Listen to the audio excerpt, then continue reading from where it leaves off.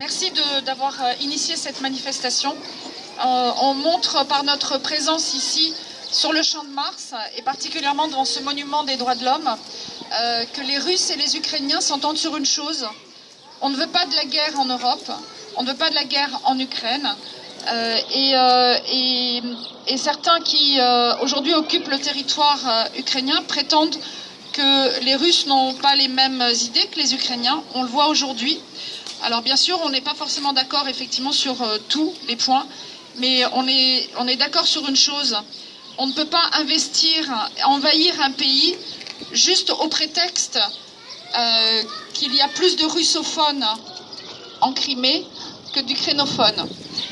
On voit aujourd'hui un référendum organisé de toutes pièces comme une mascarade, avec deux choix possibles sur les bulletins qui sont proposés aux Ukrainiens.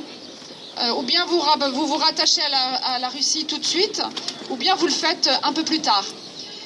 Avec la non-possibilité pour les observateurs internationaux indépendants et tout à fait objectifs d'être présents sur le territoire de la Crimée. La plupart des observateurs sont ceux qui ont été largement invités par le pouvoir russe à participer à l'observation. Ces observateurs sont essentiellement composés de partis d'extrême, sont membres de partis d'extrême droite européens. Je rappelle que M. Choupran, par exemple, qui est lui-même conseiller personnel de Mme Le Pen pour ce qui est des relations internationales, et qu'il sera tête de liste FN en Île-de-France, est actuellement en Crimée. Pour observer ce référendum qui est condamné par l'ensemble de la communauté internationale, sauf les Russes bien sûr. Je rappelle que la Chine a mis son veto hier à l'ONU pour ce qui est de la reconnaissance de la légitimité de ce référendum. Donc merci à nos amis russes. On espère de tout cœur que ce qui se passe en Ukraine, ça se passera aussi dans quelques temps en Russie.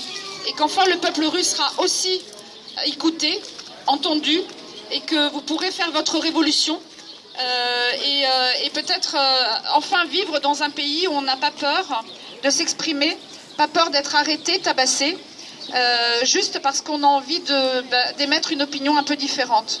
Voilà, et que la France aujourd'hui, qui est une terre d'accueil, alors pour moi ça a été une terre d'accueil pour mes grands-parents dans les années 20, pour certains c'est une terre d'accueil depuis seulement quelques années, mais la France c'est le modèle, en tout cas ça représente encore pour nous quelque chose, ici et aussi dans nos pays respectifs. La France représente le symbole même des droits de l'homme. Liberté, égalité, fraternité, ça a encore du sens pour les Ukrainiens et pour les Russes. Merci.